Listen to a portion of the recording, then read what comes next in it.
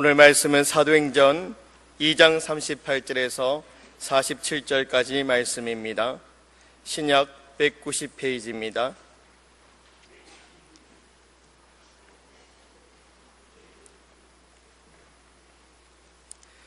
베드로가 이르되 너희가 회개하여 각각 예수 그리스도의 이름으로 세례를 받고 제사함을 받으라.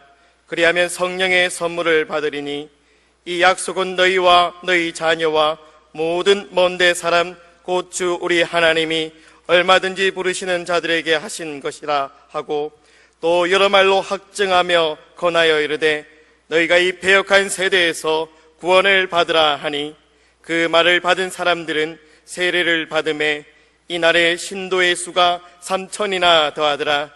그들이 사도의 가르침을 받아 서로 교제하고 떡을 떼며 오로지 기도하기를 힘쓰니라. 사람마다 두려워하는데 사도들로 말미암아 기사와 표적이 많이 나타나니 믿는 사람이 다 함께 있어 모든 물건을 서로 통용하고 또 재산과 소유를 팔아 각 사람의 필요를 따라 나눠주며 날마다 마음을 같이하여 성전에 모이기를 힘쓰고 집에서 떡을 떼며 기쁨과 순전한 마음으로 음식을 먹고 하나님을 찬미하며 또 온 백성에게 칭송을 받으니 주께서 구원받는 사람을 날마다 더하게 하시니라. 아멘. 우리는 지금 우리 교회를 예수님께서 의도하신 이상적인 교회에 보다 근접한 교회로 세워나가기 위해서 성경의 기록을 찾고 있습니다. 예수님이 제시하시는 참 교회의 모델은 분명히 사도행전에서 발견이 됩니다. 사도행전이 보여주는 바로 그 교회, 이 사도행전의 교회는 예수님의 교회가 현실로 이루어진 교회입니다. 비록 완전한 교회는 아니었죠. 실수도 있고 허점도 없지 않았습니다. 그러나 그 교회는 분명히 예수님이 주인이신 교회였고, 또한 성령님의 역사가 아주 확실하게 드러나는 교회였고, 그래서 우리 하나님이 영광 받으시는 교회였습니다. 우리 앞에서 살펴본 바와 같이 사도행전에서 보여주는 교회의 가장 우선되는 특징은 물론 성령 충만한 공동체입니다. 교인 중에 한두 사람이 은혜 받고 변화되고 간정하고 하는 그런 차원이 아니고 온 회중 절대 다수가 하나님의 영에 감동되어서, 그래서 그 회중이 나가는 모든 길, 가치관, 세계관, 회중들이 함께 마음을 모으는 모든 일들 하나하나가 정말 하나님이 원하는 쪽으로 이렇게 착착착착 진행되어 가는 교회. 회중 전체가 성령 충만한 삶을 사는 교회. 성령 충만한 공동체지요. 그래서 어떻게 됐습니까? 그 결과 그들은 예수님의 삶을 사는 소그룹 공동체를 이루게 되었습니다. 자, 오늘 말씀은 이 성령 충만한 사람이 함께 더불어 사는 소그룹 공동체를 이루는 것에 대한 말씀입니다. 먼저 본문에 나타난 초대교회의 소그룹 공동체의 모습을 좀 살펴보겠습니다. 그리고 좀 더 확장해서 신구약 성경 전체가 어떻게 보고 있는가, 그래서 우리가 어떻게 하면은 우리 교회를 보다 더 사도행전적인 교회로 만들어갈 수 있을까 함께 고민하는 시간이 되기를 바랍니다. 자, 첫 번째, 예수 공동체의 모습. 이 초대교회가 보여주었던 예수 공동체의 모습, 한마디로 말하면 전인적인 소그룹을 이루었습니다. 영어로 말하면 holistic small group입니다. 본문 41절부터 살펴보겠습니다. 41절, 그 말을 받은 사람들은 세례를 받음에 이날에 신도의 수가 3,000이나 더하더라. 여기 그 말을 받은 사람들은 물론 오순절날 모이던 무리들 가운데 사도 베드로의 설교를 듣고 마음에 찔려가지고 회개한 사람들이죠. 예루살렘 교회의 현저한 특징은 뭐냐 하면 말씀에 찔림받은 사람들이 회개하는 모습이 역력했다는 거죠. 이게 아주 특징입니다. 보혜사 성령님은 갈릴리 어부의 입술에 강력한 능력의 말씀을 주셨습니다. 그래서 이 베드로의 설교를 들은 청중들 가운데 엄청난 숫자의 사람들이 마치 폭탄에 맞은 듯 크게 흔들렸습니다. 그들은 하나님의 회개의 영을 받았습니다. 자신들이 그토록 대망했던 메시아를 이제 보니까 자신들의 손으로 죽였구나 깨달았습니다. 그래서 그 잡을 수 없는 후회와 절망감에 빠져가지고 가슴을 치면서 저들이 서로 외쳤습니다. 37절에 보면 그들이 이 말을 듣고 마음에 찔려 베드로와 다른 사도들에게 물어 이르되 형제들아 우리가 어찌할꼬? 회개했습니다. 그래서 그날에 회개하고 세례받은 사람이 3,000명이나 됐다 그랬어요. 그러므로 초대교회의 그 역동적인 모습을 본받기를 원하는 교회라면은 일단 먼저 우리 교회도 회개의 간증 계속되어야 되는구나 이 생각을 가져야 돼요. 현대교회는 회개를 통한 교회의 성장이라고 하는 사도행전적 부흥의 모델을 절대 잊지 말아야 합니다. 근데 잘 안 돼요 이게. 여러 가지 다른 방법으로 총동원해가지고 막 그냥 연예인들을 부르고 막 대단해 해가지고 왁자지껄하게 해가지고 사람들을 많이 세우려고 하는 것이 솔직히 현대교회 부흥 방법 중에 대표적인 방법 아닙니까? 안 하는 것보다 나을지 모르겠습니다만은 그 별로 하나님이 원하지 않는 게 아닌가 싶어요. 하나님의 말씀 앞에 가슴을 치면서 내가 죄인이구나, 내가 잘못됐구나. 그래서 하나님 앞에 철저하게 삶을 돌이키는 모습이 먼저 있어야 되는 거죠. 그런 말이 있습니다. 대부분의 그리스도인들은 용서받을 만큼만 회개하고 있을 뿐 하나님 나라를 볼 수 있을 만큼 충분히 회개하고 있지 않다. 아마 맞는 말 같아요. 회개는 뭐냐? 죄에 대하여, 내가 지은 죄에 대하여 우는 것 이상입니다. 회개는 하나님을 따르기 위해서 죄에서 돌아서는 것 이상의 의미가 있습니다. 사실상 죄로부터 돌아서는 것은 회개 그 자체라기보다도 회개의 열매죠. 회개란 뭐냐 하면은 생각하는 방법을 바꾸는 것을 말합니다. 그리고 생각하는 방법을 변화시킬 때 예수님의 사역의 초점이 하나님 나라를 발견할 수 있게 됩니다.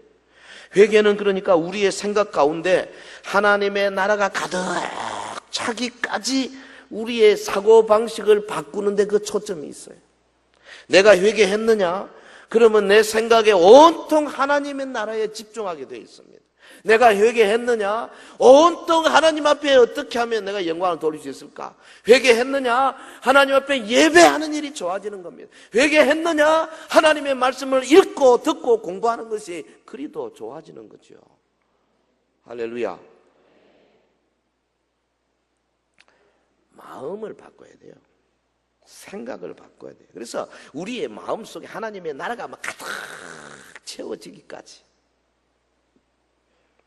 성도 여러분, 말씀을 받고요 진정으로 회개한 사람들로 초대교회 이루어졌습니다. 그 결과가 자연스럽게 어떻게 내려갔느냐? 소그룹 공동체로 간 거죠. 본문에 보면 그들이 사도들의 지도 아래서 말씀과 기도에 온 힘을 쏟았다 그랬죠. 42절 같이 할까요? 시작. 그들이 사도의 가르침을 받아 서로 교제하고 떡을 떼며 오로지 기도하기를 힘쓰니라. 한 번 더 시작. 그들이 사도의 가르침을 받아 서로 교제하고 떡을 떼며 오로지 기도하기를 힘쓰니라. 옛날 성경에는 이 오로지를 전혀 이렇게 됐죠. 전혀 오로지 힘쓰니라 프로스카르테룬테스 힘있게 집착하다 이런 말입니다. 그러니까 이게 현재 분사형으로 되어 있거든요. 계속 진행입니다. 계속해서 힘썼다 강조되고 있습니다. 근데 이 동사가 힘썼다는 동사가 앞에 네 가지를 다 받아요. 우리말의 번역은 그들이 사도의 가르침 받아 서로 교제하고 떡을 떼며 오로지 기도하기를 힘쓰니라. 그 기도 힘쓴다는 것만 말한 것처럼 그렇게 번역이 되어 있는데 사실은 그들이 힘쓰고 있었다. 어디에? They devoted themselves. 그들이 자기 스스로를 헌신하고 있었다. 어디에? To apostles' doctrine. 사도들의 가르침, fellowship, breaking the bread, 그리고 prayer. 요 사도의 가르침과 교제하는 것과 떡을 떼는 것과 그리고 기도하는 일에 힘썼더라. 네 가지. 여러분, 그러니까 이들이 소그룹을 만들어서 했던 일이 뭐냐 하면 사도의 가르침을 받아가지고 서로 나누고 교제하고 예배드리고 성찬하고 그 다음에 함께 기도하고 이런 일에 오로지 힘썼다 그 말이에요. 전인적인 소그룹이었어요. 특별히 기도 그룹도 아니고요. 말씀 연구 그룹도 아니고 선교사 파송하고 나서 위에서 하는 그런 중보 기도 그룹도 아니고 전체 예배, 전도, 봉사, 양육, 친교가 일어나는 전인적인 홀리스틱 스몰 그룹을 이루었다 그 말이죠. 성령 충만한 120명의 지도자들에 의해서 3,000명으로 급격히 팽창된 교회 아니었습니까? 그러니까 저들이 사도들의 가르침을 받아가지고 기도하기를 전념할 때에 여러분 보십시오. 서로 교제하고 떡을 떼며 한꺼번에 3,000명이 모여서 할 수 있는 일이 아닙니다. 그러니까 소수의 성도들이 가정으로 모여서 구역 공동체를 이루었다는 것을 의미합니다. 3,000명이 넘는 대식구가 서로 떡을 떼며 교제할 수 있는 방법, 유일한 방법은 소그룹으로 나누어지는 거죠. 그러기에 분명히 소그룹에 인도하는 리더들이 있었을 것입니다. 그리고 여기 교제에 해당하는 코이노니아는 영적인 면과 물질적인 면을 다 포함하는 단어입니다. 그래서 44절에 보면 믿는 사람이 다 함께 있어 모든 물건을 서로 통용하고 또 재산과 소유를 팔아 각 사람의 필요를 따라 나누어 주며 이거 유무상통의 역사가 일어나는데 오늘 우리의 기준으로 보면 이건 불가능한 겁니다. 어떻게 내 거를 다 줄 수가 있어요? 불가능한 일이에요. 그런데 이들이 원래 이런 사람이냐? 그렇지 않습니다. 얼마 전까지만 해도 네가 높으냐 내가 높으냐 누가 큰 자리 할 것이냐 굉장히 이기적인 사람들인데 주의 성령이 저들 가운데 강력하게 역사하니까 사람이 싹 바뀌어버렸어요. 본문 46절에 보면 날마다 마음을 같이하여 성전에 모이기를 힘쓰고 집에서 떡을 떼며 기쁨과 순전한 마음으로 음식을 먹고 성전이라는 말, 히에론이라는 말, 제사장만이 들어갈 수 있는 성소, 나우스하고 좀 다른 겁니다. 나우스는 아무나 못 들어가죠. 그러나 성전, 히에론은 아마 여기서는 성전 뜰이나 성전의 마당, 성전 경내의 지역을 말하는 거죠. 아마 솔로몬 회랑 같은 데가 아닌가 싶어요. 그러니까 저들이 날마다 솔로몬 성전의 그 마당에 모여서 사도들의 가르침을 받고 그 다음에 날마다 집으로 모여서 또 교제하고 그렇게 한 거예요. 집에서 본문에 이 집에서 떡을 떼며 카트 오이콘이라는 말은 본래 영어로 말하면 from house to house입니다. 집에서 집으로 다닌다는 것을 의미하는 거예요. 집에서. 그러니까 초대교회 성도들은 날마다 마음을 같이하여 예루살렘의 성전 경내에 모여서 사도들의 가르침을 받았습니다. 말하자면 대그룹으로 예배드린 거죠. 그리고 그 다음에 카트 오이콘 집에서 집으로 다니면서 소그룹으로 모여서 서로 교제하고 떡도 떼고 서로 기도 제목 가지고 기도하고 유무상통의 모습을 나누었습니다.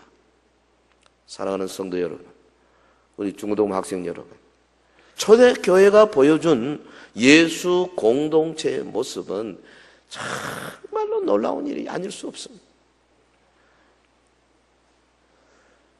그들이 뭐 원래부터 그렇다면 이해가 됩니다. 그러나 예수님께서 3년 반 동안 데리고 다닐 때 형편없었어요. 어떻게 이렇게 갑자기 바뀌었냐 이 말이에요. 성령님의 역사입니다. 솔직히 초대교회가 얼마나 열악한 환경이었습니까? 현대교회에 비하면 건물도 없었어요. 교회당 건축은 기록에 의하면 한 200년 이상 건축한 적이 없어요. AD 300년까지 아무 교회당 건축 기록이 없습니다. 그럼 모일 데가 없어요. 언덕에서 모이기도 하고, 어떤 유대인들 그 회당을 빌려서 하기도 하고, 나중에는 유대인들이 회당을 빌려주지 않았습니다. 그러니까 참 대그룹으로 이 예배 모이기 힘들었어요. 그들에게 무슨 조직이 없었어요. 사회의 저명 인사들이 그들 사이에 별로 없었기 때문에 다 어려운 사람들입니다. 제대로 된 조직이 없었다 그 말이에요. 주일학교 없었습니다. 찬양대 없었어요. 무슨 찬양대가 있었어요? 이처럼 이렇게 훌륭하게 그 어려운 곡을 소화해낼 만한 그런 찬양곡이 없었어요. 전공한 지휘자도 없었고 반주자, 피아노도 없었고요. 아무것도 없었어요. 주일학교도 없었다니까요. 신학교 없었습니다. 기독교 대학이 어디 있었어요? 아무것도 없었어요. 근데 어떻게 이렇게 역동적인 교회, 불과 200~300년 만에 로마 전역을 확 뒤바뀌어 놓을 만한 그런 강력한 그런 힘을 나타내는 교회로 끊임없이 성장할 수 있었는가?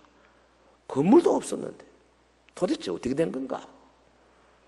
초대교회를 연구하는 학자들이 이구동성으로 하는 말이 그들에게 오늘 현대교회에서 없는 유일한 것 딱 하나 있었다. 그게 뭐냐?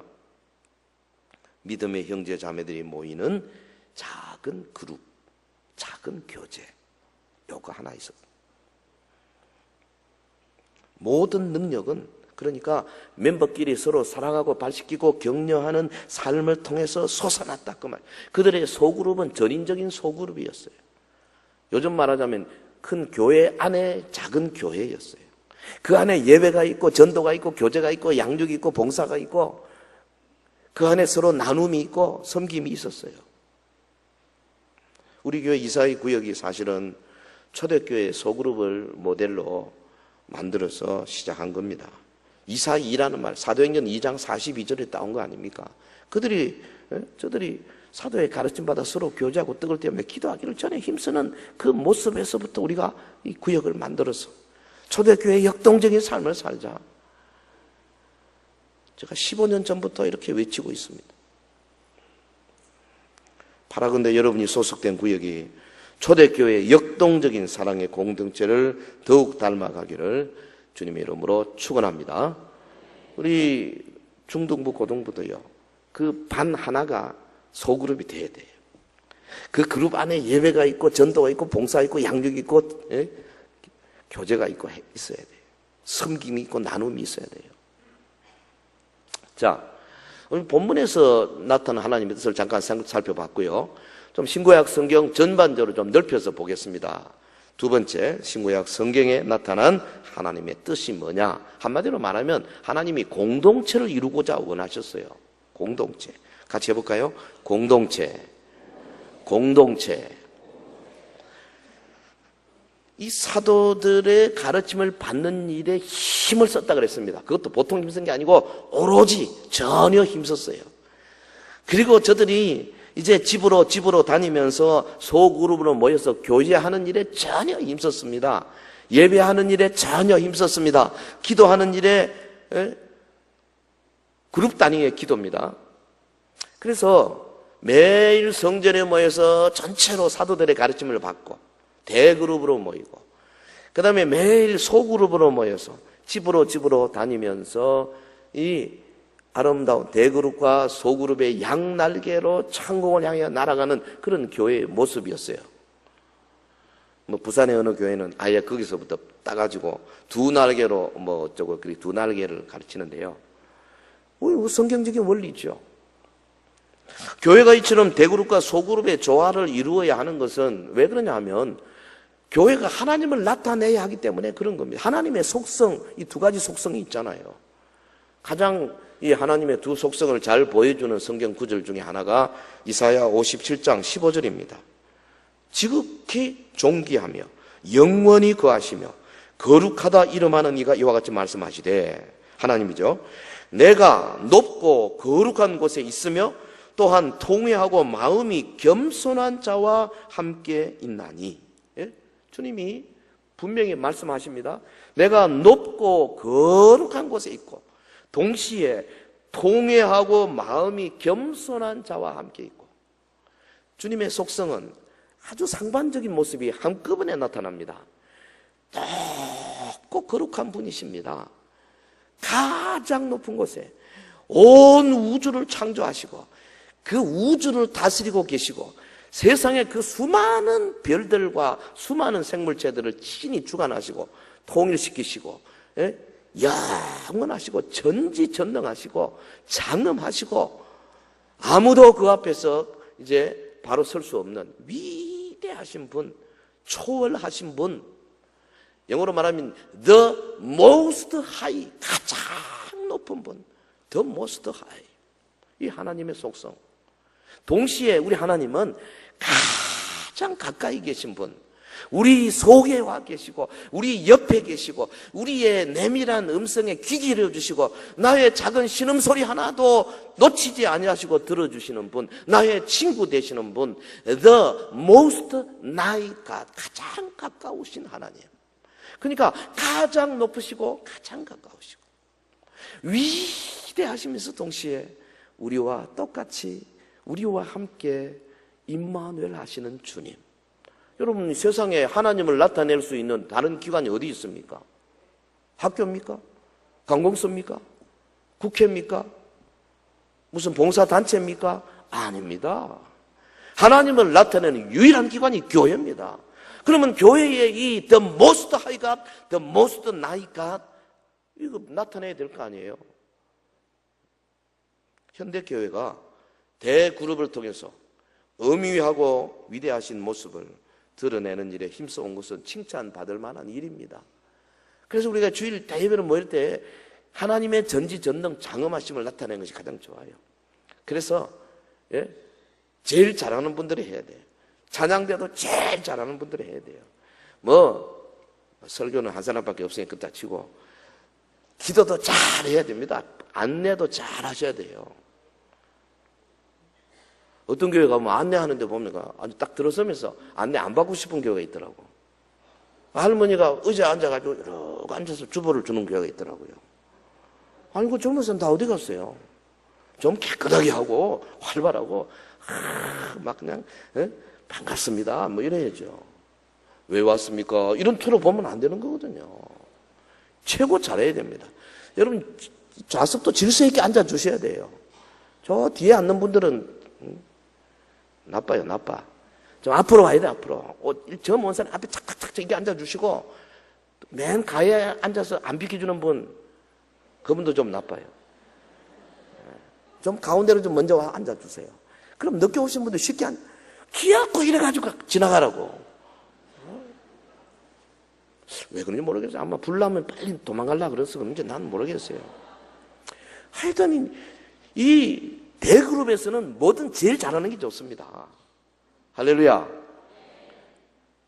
근데 스몰 그룹은, 이 소그룹은 그렇게 잘할 필요가 없어요. 우리끼리인데 찬송도 조금 못해도 괜찮아요. 음정도 안 맞아도 괜찮아. 상관없어. 근데 진실해야 됩니다. 진솔해야 합니다. 자기를 나타내야 합니다. 드러내야 됩니다. 다른 사람의 삶 속에 내가 뛰어들어갈 준비를 갖춰야 되고, 다른 사람들이 내 삶에 들어오도록 가슴을 열어줘야 됩니다. 이게 소그룹이에요. 그래서 그 속에서 내 속에 역사하시는 그리스도가 나타나야 됩니다. 상대방 속에서 역사하시는 예수님이 어떤 모습으로 어떻게 기도 응답해 주시며 어떻게 인도해 주시는가를 우리가 보아야 됩니다. 이게 작은 그룹에서 일어나는 일이라 그 말이에요. 여러분, 오늘날 교회가 대형화되면서 사실 자신과 하나님의 관계만을 중시하고 바로 옆에서 예배드리는 형제 자매에 대해서 관심 없는 거, 이거 성경적이지 못합니다. 성도의 교제가 없는 교회는 극장과 같아요. 목사의 설교가 끝나자마자 뿔뿔이 흩어지는 교회가 뭐 극장과 다를 바가 뭐가 있겠어요? 모여야 되죠. 작은 그룹이 필요하죠. 하나님의 말씀인 성경에 성도 간의 깊은 교제에 관하여 강조하는 것이 너무너무 많습니다. 특별히 서로서로라는 단어, 영어로는 one another, 서로 화목하라, 마가복음 9장 50절, 서로 사랑하라, 요한복음 13장 34절, 35절, 15장 12절, 서로 받으라, 로마서 15장 7절, 서로 짐을 지라, 갈라디아 6장 2절, 서로 용서하라, 에베소 4장 32절, 서로 격려하라, 데살로니가전서 5장 11절, 뭐 서로라는 단어가 신약에 60회 나옵니다. 명령이에요. 서로 해라. 근데 여러분, 이런 명령을 안 하고도 아무 죄의식이 없어요, 우리는. 내가 언제 다른 사람의 짐을 언제 져봤는가? 까마득한 옛날 같아. 다른 사람의 짐을 지지 않으면 그건 죄 짓는 겁니다. 하나님께서 붙여줬잖아요. 짐 지라고, 옆으로. 그러면 그 사람의 짐을 지고 내 짐도 좀 주고 같이 서로 나눠져야 돼. 이게 공동체라, 그 말이죠. 성경은 하나님께서 우리를 공동체 안에서 살도록 하셨다고 분명히 말하고 있습니다. 공동체란 뭐냐면 다른 사람과 협력하는 삶을 의미하는 겁니다. 공동체의 멤버는 그러니까 서로에게 책임 있는 사람이 되어야 하고 또 서로를 위하여 책임지는 사람이 되어야 한다는 것을 의미합니다. 우주에서 가장 고귀한 삶의 형체가 공동체의 삶이에요. 가장 보기 싫은 게 뭔지 아십니까? 혼자 사는 거. 지 잘난 맛에. 하나님은 처음부터 공동체로 살기를 원하죠. 아니, 하나님 자신이 공동체의 삶을 사시는 분이에요. 성부와 성자와 성령이 공동체, 그것도 완벽한 공동체를 이루십니다. 여러분, 성자 예수님이 성부 하나님을 시기 질투하는 적이 없어요. 성부 하나님이 성자 예수님에게 집중적으로 사역을 주시는데 성령 하나님께서 너는 왜 안 주냐고 그러지 않습니다. 예수님이 하신 말씀이 내가 가면 보혜사 성령이 너에게 오셔서 죄에 대하여 의에 대하여 심판에 대하여 세상을 책망하시리라. 그가 와서 다른 걸 말하는 것이 아니고 내가 너에게 일러준 말을 기억나게 하시리라. 할렐루야. 성령님이 오셔서 성령님 자기 일을 말하는 거 아니에요. 예수님의 일을 보여요. 전혀 시기 질투가 없어요. 완벽한 공동체. 하나님은 삼위일체로 계십니다. 그리고 창세기 보면 하나님께서 아담 하와를 만드실 때도 공동체를 원하셨어요. 아담이 혼자 있는 것이 보기 좋지 못하니 그랬습니다. 그래서 하와를 만들고 하나님과 아담 하와를 공동체를 이루셨어요. 여러분, 하나님의 원수인 마귀가 가장 하고 싶은 게 뭔지 아십니까? 공동체 깨는 일입니다. 자, 어떻게 공동체 깰 것인가? 가만히 보니까 하와, 여자가 좀 만만하거든. 하와에게 가서 하나님과 이간질 붙인 겁니다. 하나님을 스크루지 영감처럼 만들어버리고, 야, 네가 그것도 안 먹으면 눈이 밝아져가 지혜롭게 되니까 하나님이 그거 싫어서 못 따먹게 한다. 살살살 굴러. 그래서 여자가 넘어가고 그 결과로 하나님과의 공동체가 깨졌습니다. 여러분, 아담 하와가 이룬 첫 번째 가정, 가인과 아벨, 원수 마귀가 뭐 했습니까? 가인에게 시기 질투를 불러내었습니다. 그래서 가인이 아벨을 쳐 죽임으로 첫 번째 가정이 공동체가 깨져버린 겁니다. 마귀는 옛날부터 지금까지 계속해서 하나님이 이루시고자 하는 공동체를 깨는 일에 혈안이 되어 있어요. 본문에 나타난 초대교회 성도들의 유무상통의 모습이 뭡니까? 하나님이 원래 예정하고 계획하시던 공동체를 다시 만드는 역사예요. 44절에 믿는 사람이 다 함께해서 모든 물건을 서로 통용하고 또 재산과 소유를 팔아 각 사람의 필요를 따라 나눠주며 날마다 마음을 같이하여 성전에 모이기를 힘쓰고 집에서 떡을 떼며 기쁨과 순전한 마음으로 음식을 먹고. 이게 뭡니까? 모든 물건, all things, 이것은 물질적인 거 비물질적인 거 다 포함하는 말 아닙니까? 유무상통의 모습이 사도행전 2장에 있은 거 아닙니다. 이게 계속됐습니다. 사도행전 4장 32절에도 믿는 무리가 한 마음과 한 뜻이 되어 모든 물건을 서로 통용하고 자기 재물을 조금이라도 자기 것이라 하는 이가 하나도 없더라. 약간 과장법적인 표현이 있는지 모르겠습니다만은 여기 중요한 것은 자신의 땅이나 재산을 팔아서 교회 사도들 발 앞에 내어놓는 이 일이 사도들이 시켜서 한 것이 아니라 자원해서 했다. 자발적으로 이루어진 행위라는 거죠. 하나님의 뜻에 따라 공동체를 이루었어요. 주의 성령으로 충만해지다 보니까 저들의 마음속에 성령께서 주시는 가치관대로 움직이기 시작하고 그 결과 자연스럽게 이렇게 공동체가 이루어지기 시작한 거죠. 근데 사탄은 초대교회 때도 이 공동체의 정신을 훼손시키기 위하여 몸부림쳤습니다. 사도행전 5장의 아나니아와 삽비라 사건이 뭡니까? 저들 가운데 공동체를 깨는 일이에요. 그래서 아나니아와 삽비라가 그것에 사용이 되었습니다. 성령께서 베드로를 통해서 강력하게 역사했습니다. 공동체를 깨지 못하도록. 그래서 아나니아와 삽비라가 죽임을 당했습니다. 여러분, 초대교회, 특별히 고린도 교회만 하더라도 은사가 얼마나 많았습니까? 사탄의 공격을 많이 받았어요. 고린도전서 1장 11절에 보면 너희 가운데 분쟁이 있다는 것이라. 고린도전서 6장 8절에 너희는 불의를 행하고 속이는구나. 고린도전서 11장 18절 너희가 교회에 모일 때에 너희 중에 분쟁이 있다 함을 듣고. 고린도 교회에 이미 분쟁이 있기 시작한 이 이유가 뭐냐? 우리 원수가 교회에 들어와서 계속 이간질을 붙입니다. 여러분, 오늘 우리 교회도 마찬가지입니다. 언제 어느 때 사탄이 우리를 사용해서 공동체를 깨려고 하는, 우리 입에서 이간질하는 말이 나오게 하는지, 우리의 활동 가운데 다른 사람을 험담하고 혹은 교회 구역을 깨고 혹은 교회의 브랜드를 훼손시키는 그런 일들을 하도록 나를 사용할지 모르는 거예요. 정신을 바짝 차려야 합니다.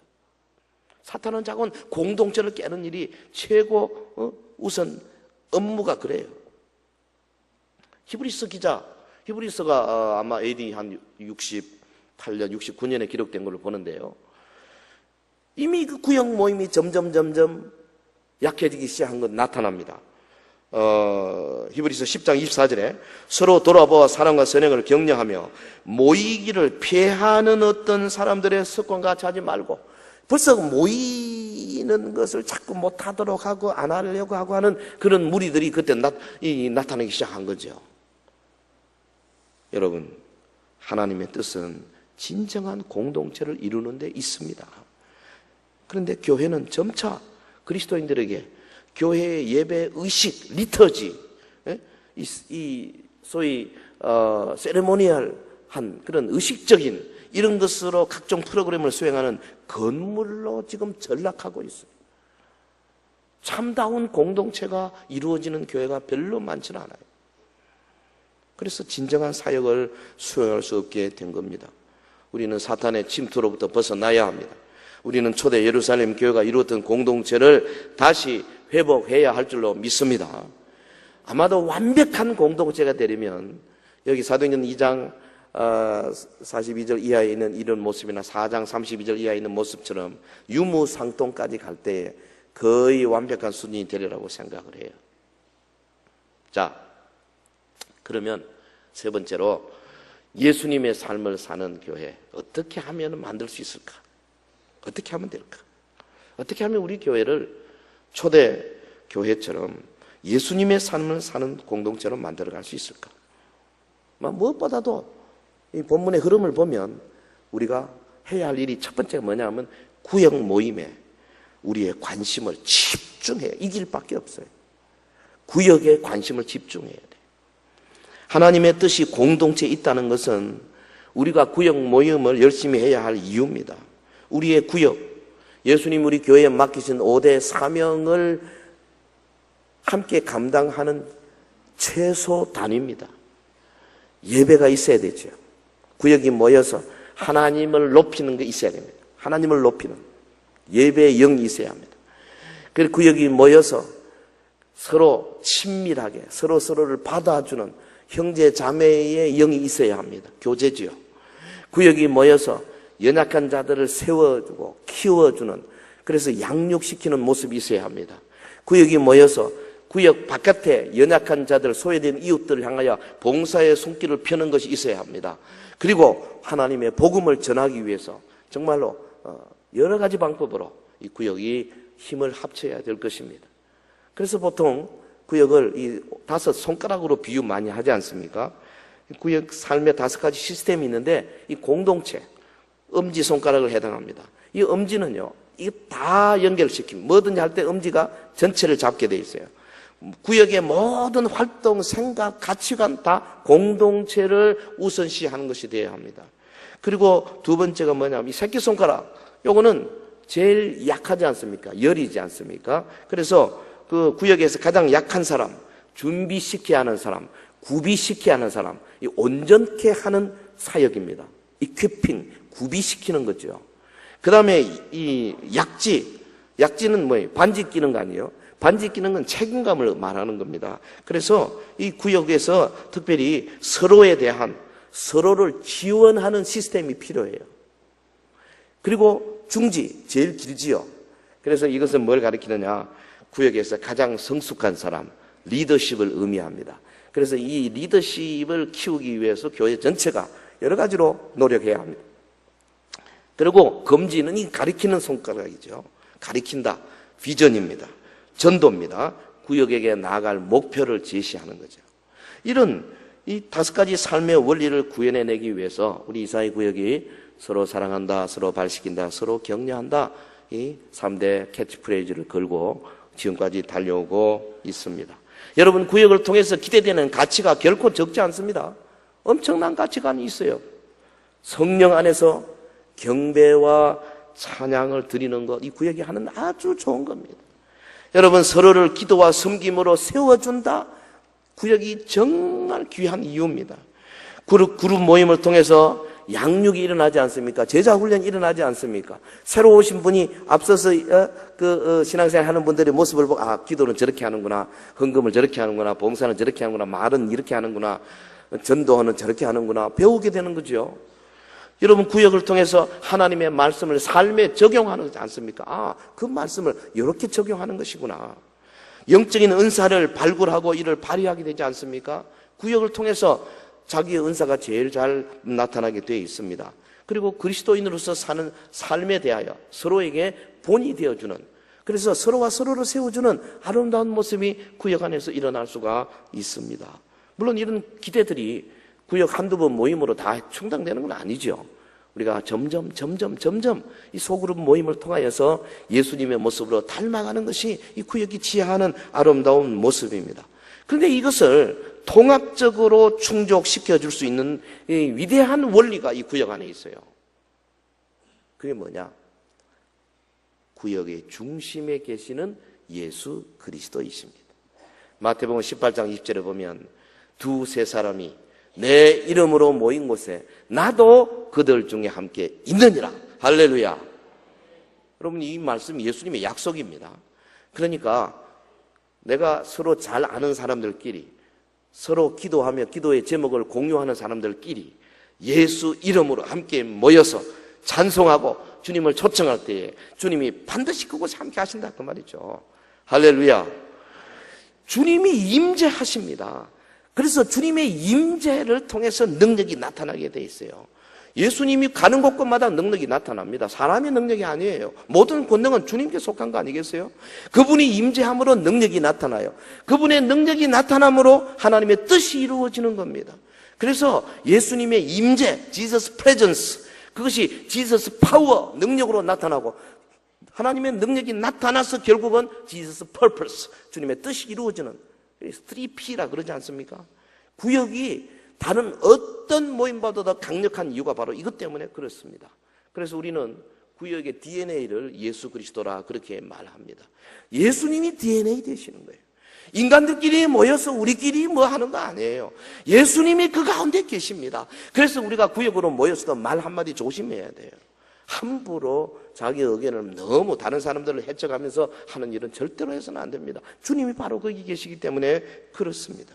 예수님의 삶을 사는 교회는 예수님이 중심이 돼가지고 서로 세우는 원리를 확고하게 정착시킬 수 있는 그런 구역 모임입니다. 먼저 구역 안에서 모든 삶을 공동체를 세운 일에 초점을 맞추고요.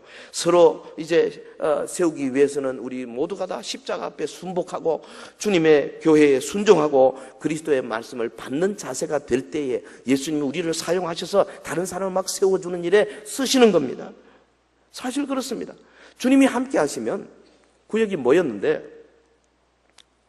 구역장이 가르치는 것이 아니에요. 왜 그러냐?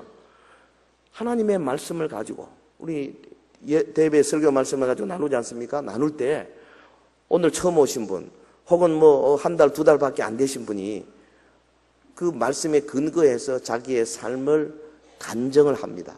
뭐 말 제대로 잘 못해요. 뜨뜨뜨뜨 하면서 뭐 문장도 제대로 안 될 수도 있고 혹은 약간 좀 이렇게 이 사신자의 그런 모습이 보일 수 있습니다만은 그러나 예수님께서 가운데 계시면서 그 말씀을 딱 쥐고 오히려 오래 믿은 성도 맞은편에 앉아있는 오래 믿은 구역원에게 역사할 수 있습니다.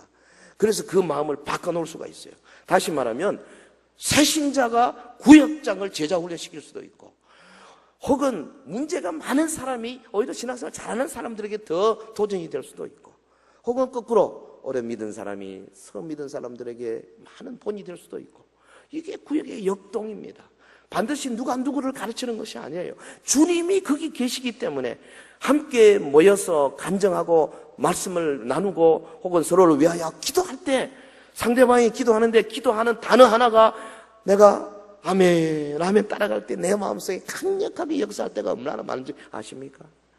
사도 바울보다도 더 말씀을 잘 전하는 목사의 설교 30분, 40분 설교에는 도무지 깨어지지 않은 사람이 그 뭐 대여섯 명 앉아가지고 뭐 별로 내용이 그렇게 심오하지도 않지만은 그러나 소수가 모여서 나누는 그 말씀 앞에 부서지고 깨어지고 얼마나 많은지 아십니까?